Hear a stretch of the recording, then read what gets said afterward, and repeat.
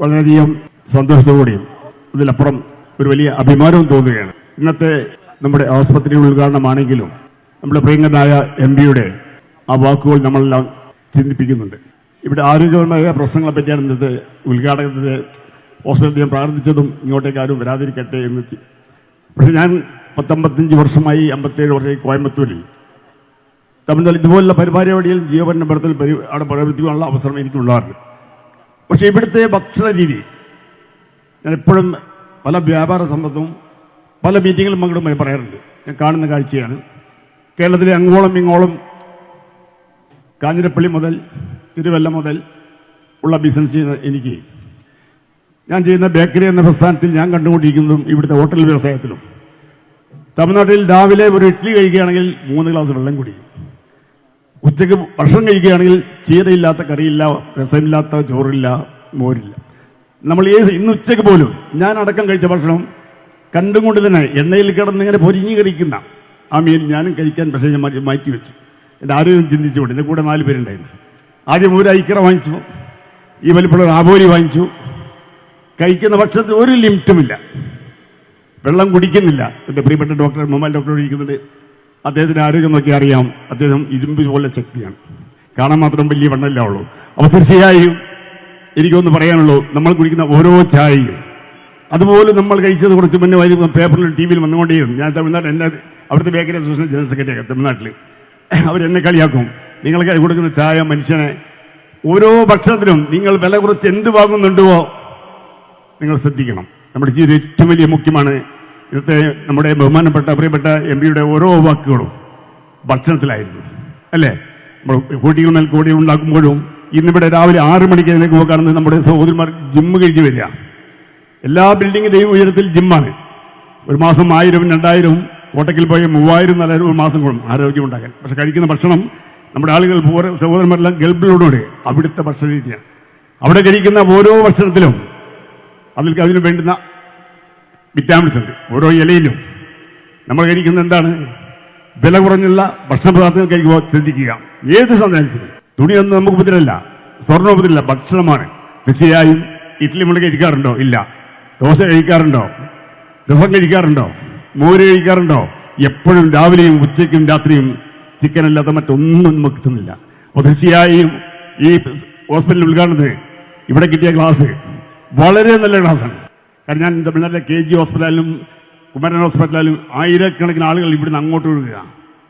കോവി hospital കിടക്കാനും ഇരിക്കാനും സ്ഥലമില്ല. അത്രമാത്രം രോഗികൾ പണം കൂടുമ്പോൾ ഡോക്ടറെ അന്വേഷിച്ച് അങ്ങോട്ട് വരുന്നത്. ഏറ്റവും നല്ല ചികിത്സ ചെറിയ ഹോസ്പിറ്റൽ നമ്മുടെ നാട്ടിലുണ്ട്. പക്ഷെ അപ്പോഴും അങ്ങോട്ടേക്ക് ഒഴുകുകയാണ്. അവിടെ ലക്ഷങ്ങൾ കൊടുക്കാം, തൃപ്തിയാണ്. 5 സ്റ്റാർ ഹോട്ടൽ, 5 സ്റ്റാർ ഹോസ്പിറ്റൽ. ഓരോ റൂമിനും 25,000, 30,000. ഫുഡ് അതിലപ്പുറം ഫുഡ് അവിടെയും കിട്ടും. അപ്പോൾ തീർച്ചയായും ഈ കൊച്ചു വളാഞ്ചേരി ഗ്രാമത്തിൽ ഒരു ടീമിന്റെ വർക്കാണ് ഈ കാണുന്നത്. ഒരു ചെറിയ ടീമിന്റെ ലക്ഷ്യബോധത്തോടുകൂടി പ്രവർത്തിച്ച ടീമാണ്. നമ്മൾ കൊടുത്ത ഓരോ വോട്ടിനും തിരിച്ചുള്ള വിലയാണ് ഈ കാണുന്നത്. അത് മനസ്സിലാക്കി ജീവിക്കാൻ കഴിയണം. ഓരോ വോട്ട് ചെയ്യുമ്പോഴും നമുക്ക് ആകെയുള്ളത് നമ്മുടെ കയ്യിലുള്ള ഒറ്റ വോട്ടാണ്. ആ വോട്ടാണ് ഈ കാണുന്ന ലക്ഷ്യം കാണുന്നത്. അടുത്ത പ്രാവശ്യം ഒരു കൗൺസിലാണെങ്കിലും ഞങ്ങൾ കോയമ്പത്തൂരിൽ ഞാൻ പറയേണ്ട തമാശയാണെങ്കിലും ഇന്നലെ ബഹുമാനപ്പെട്ട മുഖ്യമന്ത്രി സൂചിപ്പിനെ കേട്ടു മീറ്റിംഗിൽ. ഈ കേരളത്തിന്റെ വികസനത്തിന് ഉയർച്ചയും പറ്റി പറഞ്ഞു. മറ്റ് സ്റ്റേറ്റുകൾ കണ്ടുപിടിക്കുക നോക്കണം. അവിടെ നിൽക്കുന്നത് എന്താണ്? എത്രമാണെങ്കിലും കോടികൾ കൊടുക്കാൻ സമ്പാദ്യം വന്നുകൊണ്ടിരിക്കുകയാണ്. എത്രമാത്രം വ്യവസായങ്ങൾ, സ്ഥാപനങ്ങൾ. എന്താണ് ഇവിടുത്തെ വളർച്ച? കാരണം ഇവിടെ അതില്ല, വരുമാനമില്ല. നമ്മുടെ നാട്ടിൽ എന്താ വരുമാനം? കേരളത്തിൽ എന്ത് വരുമാനമുണ്ട്? തീർച്ചയായും ഉള്ള വരുമാനോട് ഇത്രയും അഭിവൃദ്ധിയ ഒരു ഹോസ്പിറ്റൽ വേറെ ഇന്ത്യയിലല്ല, ലോകത്തെവിടെയും കാണാൻ കഴിയില്ല. ആ സൗന്ദര്യത്തിൽ ഇത്രയും അല്ലേ സ്വന്തം ഒരു ഹോസ്പിറ്റൽ, ഗവൺമെന്റ് ഹോസ്പിറ്റലാണ് അല്ലേ? അപ്പോൾ അത് ലക്ഷ്യബോധത്തിൽ 33 കൗൺസിലും ഒരു ചെയർമാനും ഒന്നിച്ചു വന്നപ്പോൾ ഈ വേദിയിൽ ജാതി മത വ്യത്യാസമുണ്ടോ? രാഷ്ട്രീയ വ്യത്യാസമുണ്ടോ? ഇരിക്കുന്ന നാട്ടുകാർ ഇല്ലേ ഈ വെയിലത്ത് 2 മണിക്ക് വന്നിരിക്കാൻ തുടങ്ങി. ഇതിനുള്ള ആഗ്രഹം തീർച്ചയായും ഒരു അഭിമാനം തോന്നുന്നുണ്ട്. ഒരു കുട്ടികളുടെ ജീവിതത്തിൽ ഏറ്റവും വേണ്ടത് കൃത്യനിഷ്ഠമായി ജീവിതം നയിക്കാൻ നമുക്ക് സാധിക്കണം.